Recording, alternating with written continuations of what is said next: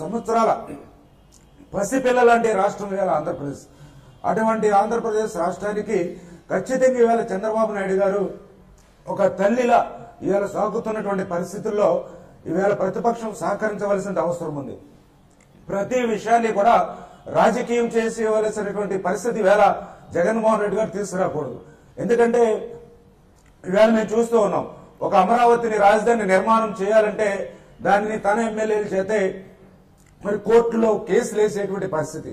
మరి అదేవిధంగా ఇవాళ పోలవరం ప్రాజెక్టు ఇవాళ ఆంధ్రప్రదేశ్ రాష్ట్రం ఒక కరువు రహిత రాష్ట్రంగా మారాలి అంటే ఖచ్చితంగా ఇవాళ పోలవరం ప్రాజెక్టు అవసరం. ఆ పోలవరం ప్రాజెక్టు నిర్మాణంలో కూడా అక్కడ నిర్వాసితులను ఒక పక్కన రెచ్చగొడుతూ ఆ ప్రాజెక్టుకు అవసరమైనటువంటి అడ్డంకులు ఏవైతే ఉన్నాయో వాటిని సృష్టించాలనేటువంటి ఆలోచన. ఈరోజు ఒక భోగాపురం ప్రాజెక్టు ఏదైతే విజయనగరంలో మరి ఎయిర్పోర్ట్ నిర్మాణం చేస్తే దాన్ని అడ్డుకోవడం, మరి ఈవేళ బందరు వస్తే ఆ బందరు వచ్చి అక్కడ పోర్టును అడ్డుకోవడం, భీమవరం వచ్చి ఒక ఆక్వా పార్కును అడ్డుకోవడం, ఒక తూర్పు గోదావరి జిల్లా వస్తే ఒక దివీస్ ఫార్మాస్యూటికల్ ఇండస్ట్రీని అడ్డుకోవడం. అంటే నేనేం చెప్తున్నానంటే ఈ ఆంధ్రప్రదేశ్ రాష్ట్రంలో జరిగేటువంటి ప్రతి అభివృద్ధి కార్యక్రమాన్ని కూడా ఒక రాజకీయమైనటువంటి కారణాలతో జగన్మోహన్ రెడ్డి గారు వ్యతిరేకిస్తూ ఉన్నారు.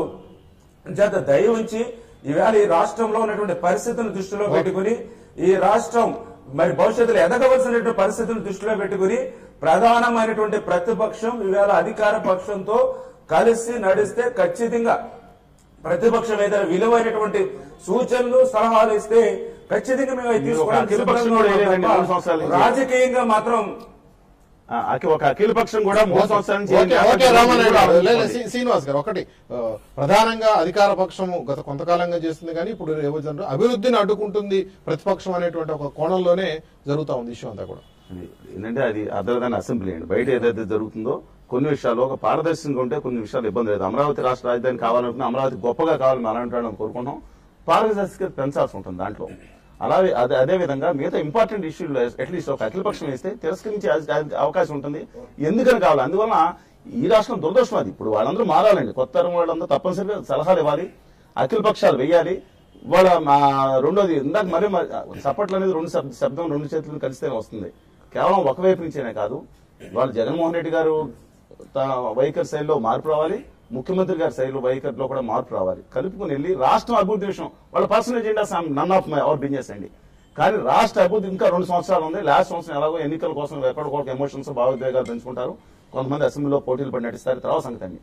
కానీ ఇవాళ మాత్రం తక్షణం మనకు రావాల్సిన ఎజెండా మీరు బిజినెస్ అడ్వైజరీ కమిటీ ఏదైతే దాంట్లో జరుగుతుందో ఈ తప్పనిసరిగా దాంట్లో మీరు క్వశ్చన్ సమావేశంలో ఇష్యూస్ కన్సర్న్ గా తీసుకుని కానీ ఇంపార్టెంట్ వాయిదా తీర్మానం కూడా ఇస్తారండి. ఎందుకంటే ప్రతిపక్ష పార్టీలు వాయిదా తీర్మానాలు అధికార పక్షం నుంచి కూడా సందర్భాలు ఉన్నాయి. ప్రతిపక్షాలు కాదు, వాయిదా తీర్మానాలు అమలు చేసి తీరాలని ఇంతకు ముందు మన అసెంబ్లీలో ఉమ్మడి ఆంధ్రప్రదేశ్ లో అధికార పక్షాలు కూడా తీవ్రంగా ప్రయత్నించారు, సభలు పెడుతున్నారు. అది కాదు ఏ ఇష్యూస్ మీద ఇవి కాన్సన్ట్రేట్ చేయాలనే అంశం మీద మాట్లాడదాం. చిన్న బ్రేక్ తీసుకుందాం. బ్రేక్ తర్వాత చర్చ కొనసాగుతాం. Welcome back. విజయవాడ నుంచి వైసీపీ ఎమ్మెల్యే పీడిక రాజేంద్ర గారు లైవ్ లో ఉన్నారు. రాజేంద్ర గారితో మాట్లాడదాం. రాజేంద్ర గారు, ఇంత ముందు నిమ్మల రామానాయుడు గారు మాట్లాడారు, టీడీపీ ఎమ్మెల్యే. ఆయన చెప్తున్నారు ఇప్పుడైనా సరే ఈ కొత్త అసెంబ్లీలోనైనా సరే జగన్మోహన్ రెడ్డి గారి వైఖరి మారాలి, అభివృద్ధిని అడ్డుకునేటువంటి ఆలోచనలు మానుకోవాలి, సభని సజావుగా సాగేందుకు ఆయన ప్రయత్నం చేయాలి, పదే పదే సభని అడ్డుకోవటము లేకపోతే పరుషమైనటువంటి వ్యాఖ్యలతోటి అధికార పక్షాన్ని ఇబ్బంది పెట్టే ప్రయత్నం చేసి తద్వారా సభని నడవకుండా చేసేటువంటి పనులు చేస్తున్నారు, మానుకోవాలంటూ చెప్తా ఉన్నారు ఆయన. బట్ వైసీపీ పరంగా మీరు ఎట్లా రియాక్ట్ అవుతారు రాజేంద్ర గారు?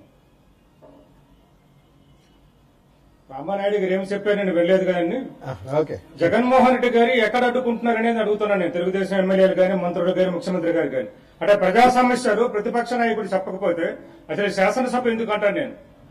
అందుకే నేను అడుగుతున్నాను గౌరవ స్పీకర్ గాని గౌరవ ముఖ్యమంత్రి గారు కానీ కనీసం ఈ కొత్త రాజధానిలోనైనా నిర్మాణాత్మకంగా వ్యవహరించాలని. మేము ఏదైతే మాట్లాడుతున్నామో అది ప్రజలకు సంతోషం కలిగించాలి, మంత్రులుగా ముఖ్యమంత్రి గారికి సంతోషం కలిగించడం కాదు. ఈ ప్రజల కోసం కొత్త రాజధాని నిర్మించాము. ఈ కొత్త రాజధానిలో ప్రజా సమస్యలు ప్రస్తావనకి అవకాశం ఇవ్వాలి. మా నాయకుడు జగన్మోహన్ రెడ్డి గారు కావచ్చు, మేము కావచ్చు, మా గొంతుకు ప్రజల గొంతుకు. కాబట్టి మేము అనేక ప్రజా సమస్యలు చెప్తుంటాం. ప్రజా సమస్యలు చెప్పినప్పుడు మైక్ కట్ చేసేయడమో లేకపోతే వారికి సంబంధించిన కొంతమంది మంత్రులకు కానీ ఎమ్మెల్యే కానీ ఇచ్చి ఇష్టం వచ్చేట్టుగా మా నాయకుడికి జగన్మోహన్ రెడ్డి తిట్టించడమో మానుకోవాలి. కనీసం ఇక్కడైనా సరే మంచి పదజాలం ఓడేటట్టు గౌరవ మంత్రులు గాని ముఖ్యమంత్రి గారు మంత్రులకు ఇవ్వాలి, అలాగే ఎమ్మెల్యేలకు సందేశం ఇవ్వాలి. వాళ్ళకి అందరికి కూడా క్లాస్ తీసుకొని మన పేపర్లో చెప్పారు, టీవీలో చెప్పారు, మేము మంచిగా మాట్లాడిస్తాం. పరుష పదజాలం గాని మరి బూత్ పదజాలం నిజంగా గౌరవ ముఖ్యమంత్రి గారు చెప్పింది అలా చేసి సంతోషిస్తాం. మేమెప్పుడు నిర్మాత్మకంగా వ్యవహరిస్తున్నాం. ప్రజా సమస్యలు ఉన్నాయి, నిరుద్యోగ వృత్తి దాని గురించి అడుగుతూ మా గొంతు నొక్కేస్తాలాగా, అలాగే ఇంటికి ఒక ఉద్యోగం చెప్పారు దాని గురించి అడుగుతూ మా గొంతు నొక్కేస్తాలాగా, అలాగే ప్రత్యేక హోదా గురించి మేము మాట్లాడితే మా గొంతు నొక్కేసి మమ్మల్ని శాసనసభ నుంచి బయటకు గంటేస్తామంటే ఎలాగా? ఇవన్నీ ప్రజా సమస్యలు. కనీసం పెన్షన్ గురించి మాట్లాడే కూడా అవకాశం ఇవ్వకపోతే, ప్రజలకు ఇల్లు గురించి మాట్లాడే కూడా అవకాశం ఇవ్వకపోతే, అదేవిధంగా రేషన్ కార్డుల గురించి కానీ లోన్ల గురించి కానీ మాట్లాడే అవకాశం ఇవ్వకపోతే మరి శాసనసభ దేనికోసం అడుగుతున్నాం అనేది. అందుకే నేను మీ ద్వారా గౌరవ ముఖ్యమంత్రి గారికి, గౌరవ స్పీకర్ గారికి మనవి చేసుకుంటున్నాను. వారి మంత్రులు కానీ ఎమ్మెల్యేలు గారికి నిర్మాణాత్మకంగా వ్యవహరించేటట్టు చేయాలి, మాకు అవకాశం ఇవ్వాలి. చెప్పండి సార్. రాజేందర్ గారు, మీ వైపు నుంచే సమస్య ఉందంటున్నారు రామానాయుడు గారు. మొత్తం వైసీపీ నుంచే రెచ్చగొట్టేటువంటి వైఖరి ఇవంతా మీరే మారాల్సింది, మీరే మేము సమయంతో వ్యవహరిస్తుంది అధికార పార్టీ అని చెప్తున్నారు రామానాయుడు గారు. పాత రికార్డులు ఒకసారి పరిశీలిస్తే ఆ ఎమ్మెల్యేలు గాని మేము నిరసన తిరిగి బయటకు వచ్చిన తర్వాత గాని, మమ్మల్ని సభను సస్పెండ్ చేసిన తర్వాత బయటకు వచ్చినప్పుడు గాని ఆ ఎమ్మెల్యేలు ఏం మాట్లాడారు, ఆ మంత్రులు ఏం మాట్లాడారు అనేది ఒకసారి రికార్డులు చూసుకోమని చెప్పండి. గౌరవ మంత్రి అచ్చెన్నాయుడు గారు కావచ్చు, గౌరవ మంత్రి రావి కిషోర్ బాబు గారు కావచ్చు, అలాగే ఉమామహేశ్వరరావు గారు కావచ్చు, అలాగే మన గౌడ ఉమా గారికి కావచ్చు, బుచ్చే సముద్ర గారు కావచ్చు, అలాగే మన గొల్లపల్లి సూర్యారావు గారు కావచ్చు. మీరు ఒక రికార్డు ఒకసారి పరిశీలించమని చెప్పండి. నేను ఎవరిని కించపరిశీలించాను, అందరూ గౌరవ సభ్యులుగా నేను చూస్తున్నాను. వారి రికార్డు పరిశీలిస్తే ఎవరు పరుష పదజాలం వినియోగించారు, ఎవరు అక్కడ అన్పార్లమెంటరీ లాంగ్వేజ్ ఉపయోగించారనేది గౌరవ స్పీకర్ గారికి తెలుస్తుంది. మేము ఎప్పుడు కూడా ఆ విధంగా మేము చూడటం లేదు. శాసనసభలోనే ప్రజల కోసం మాట్లాడాలి. రామానాయుడు గారు, కేవలం ప్రజల సమస్యలే ప్రస్తావిస్తున్నాం, ఉద్యోగాలు ఏమని అడుగుతున్నాం, లేకపోతే ఇతర ఇష్యూస్ అడుగుతున్నాం. అడిగినప్పుడల్లా ఏదో ఒక ఇష్యూ చేసి మమ్మల్ని బయటకు పంపిస్తా ఉన్నారు. ప్రత్యేక హోదా గురించి అడిగితే ఇదేనా ప్రజాస్వామ్య రీతిలో రాజేందర్ గారు మాట్లాడుతున్నారు. బట్ అటువంటి వాటికి మీరు అవకాశం కల్పించట్లేదు అనేది విమర్శ అయింది. శాసనసభలో రికార్డులు పరిశీలించమని రాజేందర్ గారు అంటున్నారు. చాలా సంతోషం. ఎందుకంటే వాస్తవాల వెలుగులోకి వస్తాయి. రోజు మనం చూస్తున్న అసెంబ్లీలో జరుగుతున్నటువంటి తీరుని నేను చాలా క్లియర్ గా ఆ అసెంబ్లీలో మరి వారి యొక్క వైఎస్ఆర్ సంబంధించినటువంటి శాసనసభ్యులు స్పీకర్ పట్ల, స్పీకర్ చైర్ పట్ల ఏ రకంగా వ్యవహరిస్తూ ఉన్నారో గత 2.5 సంవత్సరాలలో ఆంధ్రప్రదేశ్ లో ఉన్నటువంటి ప్రజలందరూ కూడా చూశారు. వారి యొక్క శాసనసభ్యులు వారి సీట్లలో కూర్చున్నటువంటి సమయం ఎంత ఉంది, రాజేందర్ గారిని గుండెల మీద చేసుకుని చెప్పారండి. వాళ్ళ అసెంబ్లీలో వాళ్ళ సీట్లలో కూర్చున్నటువంటి సమయం ఎంత ఉంది, వెలలోకి దూసుకొచ్చి నిలబడి అక్కడ సభను అడ్డుకున్నటువంటి సమయం ఎంత ఉందో ఈవేళ రికార్డులు చూస్తే వెలుగులోకి వస్తుంది. ఈవేళ వైఎస్ఆర్ సంబంధించినటువంటి శాసనసభ్యులు జోళ్లతోటి, షూలతోటి బల్లలెక్కి ఎక్కడ ఆంధ్రప్రదేశ్ రాష్ట్ర చరిత్రలో ఎప్పుడూ చూడనటువంటి విధంగా శాసనసభను అగౌరవపరిచినటువంటి తీరు మరి మొన్న అసెంబ్లీలో కూడా మనం పర్టికులర్ గా చూడడం జరిగింది. ఆయన చెప్తూ ఉన్నారు, ముందు మీ శాసనసభ్యులు మీరు కంట్రోల్ చేసుకోండి. రన్నింగ్ కామెంటరీ రోజా గారు అసలు మరి ఆవిడ ఏ రకమైనటువంటి పదజాలు, ఒక మహిళ అయి ఉండి సాటి మహిళ, సాటి దళిత మహిళని ఏ రకంగా కించపరిచేటువంటి విధంగా ఆమె మాట్లాడారు. సాక్షాత్తు శాసనసభలో ఆవిడ ఏ రకమైన హవాభావాలతో మరి ఆవిడ ప్రవర్తించారో అందరూ కూడా మీ మీడియాలో అందరూ కూడా చూసారు. ఆమె డాన్స్ రూపంలో రోజా ప్రవర్తించారు. మహిళ నోట్లో బూతులు విన్నాం, మహిళ నోట్లో బూతులు విన్నాం మేము. ముఖ్యమంత్రి గారిని comma CM, sex CM, comma CM అన్నటువంటి మరి దౌర్భాగ్యం మరి మాకు శాసనసభలో అయినటువంటి బాధ మేము ఆ రోజు అసెంబ్లీలో చూసాం. అంచేత దయవుంచి రాజేందర్ గారికి మేము చెప్పేది ఏంటంటే, దయవుంచి మీ శాసనసభ్యుల్ని, ఎందుకంటే మీ జగన్మోహన్ రెడ్డి గారు మేము చూస్తూ ఉంటాం, ఎప్పటికప్పుడు వెళ్ళండి అని 2 చేతులు కూడా ఊపుతా మీ శాసనసభ్యులందరినీ కూడా వెళ్ళకి పంపిస్తూ ఉంటాం, గమనిస్తూ ఉన్నాం ఎదురుకుండా. రాజేందర్ గారు, మారాల్సింది మీరేనని చెప్పి నిర్ద్వందంగా చెప్తున్నారు రామానాయుడు గారు. మీ వైఖరే మారాలి, మీ శాసనసభ్యుల వైఖరి, పర్టికులర్ గా రోజా గారు వ్యవహరిస్తున్న తీరు గురించి చెప్తున్నారు. ఆల్రెడీ 1 year సస్పెన్షన్ ముగిసిపోయింది, ఇంకో 1 year ఎక్స్టెండ్ చేయబోతున్నారు. రోజా గారి మీద సస్పెన్షన్ కూడా లీకుల రూపంలో వస్తా ఉన్నాయి. రాజేందర్ గారు, ఇప్పుడు రోజా గారి కామా సీఎం అంటే గౌరవ ముఖ్యమంత్రి గారి కాల్మనీ సీఎం కాల్మని సీఎం గారు పరిష్కారం చేయలేదని ఉద్దేశంతో కాల్మని సీఎం గారు ఇది కాల్మని పరిష్కరించమని చెప్తుంది. కామా అంటే అక్కడ 2 అక్షరాలు కలిపి చెప్పడం కాదు, అక్కడ కాల్మని దృష్టిలో పెట్టుకొని గౌరవ సీఎం గారు సమస్య మీరు పరిష్కరించలేదు అని ఉద్దేశంతో చెప్పారు తప్ప సీఎం గారిని కామా సీఎం అని ఉద్దేశం కాల్మని ఉన్నది కాబట్టి సమస్యలు పరిష్కరించమని. ఇక మేము స్పీకర్ ఛాంబర్ దగ్గరికి వెళ్తున్నామంటే మాకు మైకే ఇస్తే మేము ఎందుకు వెళ్తామండి? మా గురించి మేము మాట్లాడడం లేదు కదా. మేము ఏది మాట్లాడినా ప్రజా సమస్యలే, ప్రత్యేక హోదా కావచ్చు, ఇంతకు వారు చెప్పిన కాల్మనీ సమస్య కావచ్చు, నిరుద్యోగ వృత్తి గురించి కావచ్చు, ఏది మాట్లాడి ప్రజా సమస్యలు కాబట్టి మాట్లాడినప్పుడు గౌరవ స్పీకర్ గారికి చెప్పి గౌరవ ముఖ్యమంత్రి గారు మా నాయకుడికి కానీ మాకు కానీ మైకి ఇస్తే మేము ఛాంబర్కి వెళ్ళవలసిన అవసరం లేదు. ఎప్పుడు జరగలేదు అంటారు. గత రికార్డు పరిశీలించమని చెప్పండి. వారు ఎన్నిసార్లు ఎమ్మెల్యే నాకు తెలియదు కానీ ఇది నేను వరుసగా 3 సార్లు ఎమ్మెల్యే కాబట్టి గత శాసనసభలో తెలుగుదేశం మరి ఎలాగ ప్రతిపక్షం నుండి ఎలా వ్యవహరించిందో నాకు తెలుసు. గత 2 శాసనసభలు కూడా ఈ 3వ శాసనసభ పెట్టండి హైదరాబాద్ లో. కాబట్టి గతంలో చరిత్ర లేదని చెప్పొద్దు అనుకంటే అయ్యేది.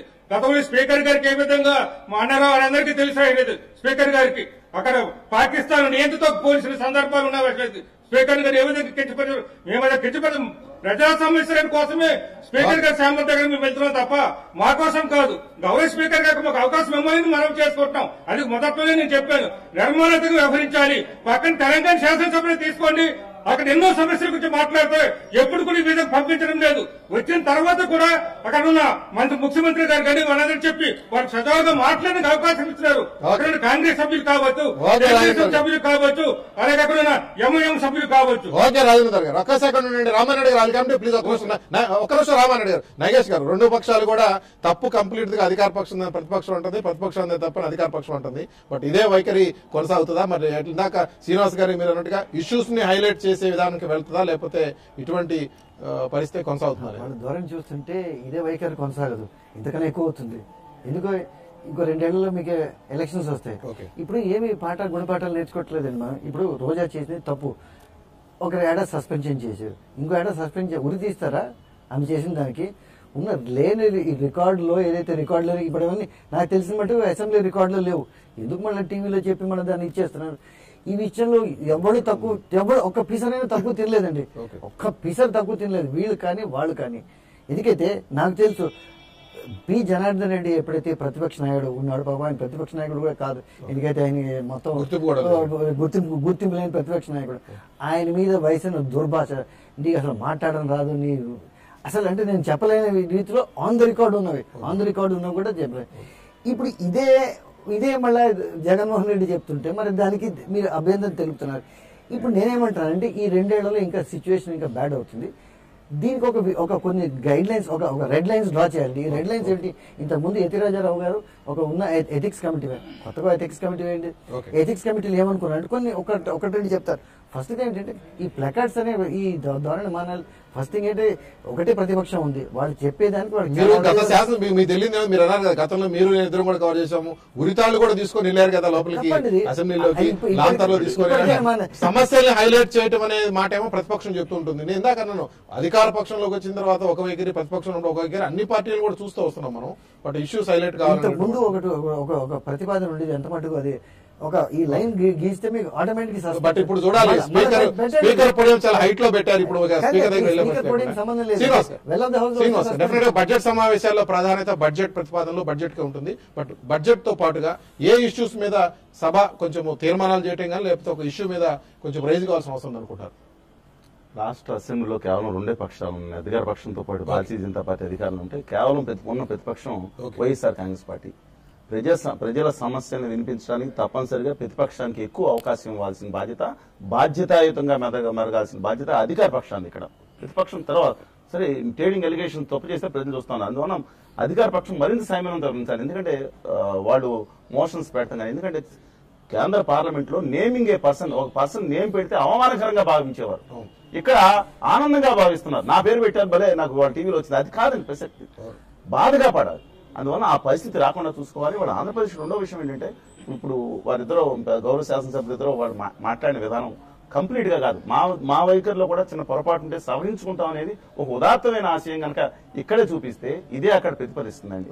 ఎందుకంటే 2 విషయాలు ఏంటంటే ముఖ్యంగా సరే ముఖ్యమంత్రి గారిని ఏమన్నారు, ముఖ్యమంత్రి గారు ప్రతిపక్ష నాయకుడిని ఏమన్నారని కాకుండా ఇప్పుడు కొత్త సాంప్రదాయానికి తెరతీయమంటున్నాం. Okay. అసెంబ్లీ 60 సంవత్సరాల తర్వాత అక్కడ వచ్చింది ఒక గొప్ప అమరావతి యొక్క బౌద్ధ ఒక సంయమనంతోనూ సౌభ్రాతృత్వంతోనూ సోదరతత్వంతో ఉండాల్సిన అసెంబ్లీకి ఒక కొత్త సందేశం పంపించండి. కనీసం కావాల్సిన ప్రజా సమస్యల మీద ఏదైతే ఉందో విభజన హామీలు కానీ తక్షణం ఉన్న ప్రజా సమస్యలు రాబోయే నీటి ఎద్దడి కానీ ఇవన్నీ చూసుకోవాలి. గత ముఖ్యమంత్రి గారు కొత్త తరహా బడ్జెట్ ఏదైతే అన్నారో కాంప్రహెన్సివ్ బడ్జెట్ ఏదైతే అంటున్నారో ఆ బడ్జెట్ మీద చర్చ జరగాలి, లోపాలు ఎత్తి చూపాలి. నగేష్ గారు మీరు కూడా ఒక నవ్య పదంలో వెళ్ళాలని కోరుకుంటా ఉన్నారు. రామానాయుడు గారు నవ్యాంధ్రప్రదేశ్ లో స్టార్ట్ అవుతున్నటువంటి నవ అసెంబ్లీ నవ్య పదంలో వెళ్ళాలని కోరుకున్నారు. ఈ రోజు పత్రికల్లో వచ్చిన దాదాపు 28 అస్త్రాలతో టీడీపీ, 12 శస్త్రాలతో వైసీపీ రకరకాల ఇష్యూస్ ఉన్నాయి. బట్ డెఫినెట్ గా సరే పార్టీలో అటువంటి వైఖరులు డెఫినెట్ గా ఉంటాయి. వాటిని మనం ఇప్పుడు చర్చించుకున్న మాత్రాన మారేవి కాకపోవచ్చు. బట్ ఇష్యూస్ అయితే డెఫినెట్ గా హైలైట్ కావాల్సిన అవసరం ఉంది. ఆ విధంగా ఇష్యూస్ హైలైట్ చేసి పరిష్కారం కోసము ప్రభుత్వం సిద్ధంగా ఉందా దానికోసం? తప్పనిసరిగా ఈ రోజు మరి 16,000 కోట్ల ఒక లోటు బడ్జెట్ తో ప్రారంభమైనటువంటి ఆంధ్రప్రదేశ్ రాష్ట్రంలో మరి ఈ రోజు ఆ లోటు ఎక్కడుందో కనబడనీయకుండా ఈవేళ చంద్రబాబు నాయుడు గారు పరిపాలన చేస్తున్నటువంటి పరిస్థితుల్లో మరి అదే విధంగా మరి ఈవేళ ఏదైతే 29 రాష్ట్రాల్లో పేద రాష్ట్రంగా ఉన్నటువంటి ఆంధ్రప్రదేశ్ ఏదైతే ఉందో దాన్ని రేపు 2022 కానీ 2029కి భారతదేశంలోని ఒక అగ్రగామి రాష్ట్రంగా ఆంధ్రప్రదేశ్ ని మార్చాలి అనేటువంటి తీర్చాలనేటువంటి లక్ష్యంతో ఈవేళ చంద్రబాబు నాయుడు గారు ఏదైతే పనిచేస్తున్నారో దయవుంచి దానికి ఖచ్చితంగా ఈ రాష్ట్రంలో ఉన్నటువంటి ప్రతిపక్షాలన్నీ కూడా సహకరించవలసిన అవసరం ఉంది. ఎందుకంటే ఈవేళ బస్సులో ఈ రాష్ట్ర అభివృద్ధి కోసం బస్సులో పడుకుని పనిచేసేటువంటి ముఖ్యమంత్రి గారిని కూడా ఈవేళ చంద్రబాబు నాయుడు గారిని చూస్తూ ఉన్నాం. ఇవాళ 24 గంటలు 18 గంటలు పైబడి ఇవాళ ఈ రాష్ట్ర అభివృద్ధి కోసం పనిచేస్తున్న ముఖ్యమంత్రి ఈ రాష్ట్రంలో ఉన్నటువంటి ప్రతిపక్ష సభ్యులందరినీ కూడా కోరుకునేది ఏంటంటే ఈ రాష్ట్ర అభివృద్ధికి ఈవేళ రాజకీయాలకు అతీతంగా రాష్ట్ర అభివృద్ధిని దృష్టిలో పెట్టుకుని ఖచ్చితంగా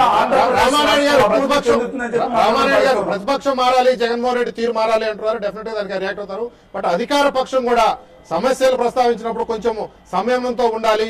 మంత్రులు గాని ఎమ్మెల్యేలతో ఎదురుదాడి చేయించడం అటువంటి వైఖరి కూడా మానుకొని కొంచెము, ఎందుకంటే అధికార పక్షం కాబట్టి పని చేయించుకోవాల్సింది మీరు కాబట్టి కొంచెం బాధ్యతాయుతంగా మీరు కూడా మీ వైఖరిలో కూడా మార్పు రావాలని కోరుతా ఉన్నారు. దాన్ని ఏమైనా మీరు రిసీవ్ చేసుకుంటారా? తప్పనిసరిగా నేను ఇందాక మొదట్లోనే చెప్పా, ఎప్పుడు కూడా మా నాయకుడు చంద్రబాబు నాయుడు గారు చాలా క్లియర్ గా ఎప్పటికప్పుడు మాకు చెప్తూ ఉన్నారు, ప్రతిపక్షం వాళ్ళు ఎంత రెచ్చగొట్టినా కూడా సమన్వయం పాటించమని. ఖచ్చితంగా జగన్మోహన్ రెడ్డి గారు గాని వైఎస్ఆర్ పార్టీ వాళ్ళు గాని విలువైనటువంటి సూచనలు ఈ రాష్ట్ర అభివృద్ధికి విలువైనటువంటి సూచనలు సలహాలు ఇస్తే ఖచ్చితంగా మేము వాటిని పరిగణలో తీసుకుంటాం. వారితో కలిసి నడిచి రాష్ట్ర అభివృద్ధి కోసం ముందుకెళ్ళడానికి సిద్ధంగానే ఉంటాం. ఓకే, రాజేంద్ర గారు వ్యక్తిగతమైన విమర్శలు లేకపోతే ఇతరత్ర అంశాలు కాకుండా సమస్యల మీద కనుక ప్రస్తావన చేస్తే డెఫినెట్ గా చర్చించడానికి సిద్ధంగా ఉన్నారు. మీరు డెఫినెట్ గా ఇష్యూస్ తోటి ముందుకెళ్ళిపోతా ఉన్నారా? ఎందుకంటే ప్రతిపక్షానికి వ్యూహం ఉండాలి.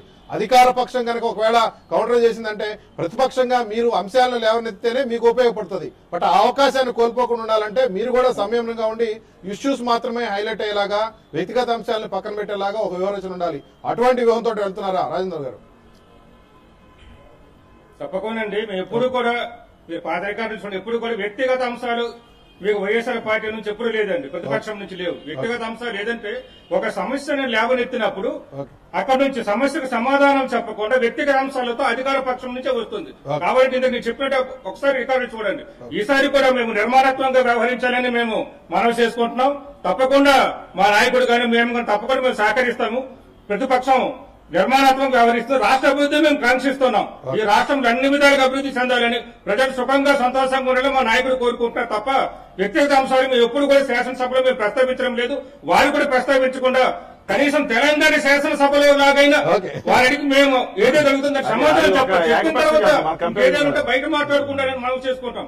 తప్పకుండా మేము ఏవైతే ప్రజల సమస్యలు ఉన్నావో ప్రజల సమస్యల మీద మేము ప్రస్తావిస్తాం తప్ప వ్యక్తిగత సమస్యలు మేము జోలికెళ్ళం. ఈ రాష్ట్ర అభివృద్ధిని కాంక్షిస్తున్నాం. కొత్త రాజధానిలో ఇంతకు మీరు చెప్పారు, మనం ఇక్కడ మనం చేసుకున్నాం కాబట్టి బుద్ధుడితో ఇవాళ ఏర్పడింది కాబట్టి మనం ఇక్కడ మన రాజధాని ఆ విధంగా శాంతియుతంగా జరగాలి,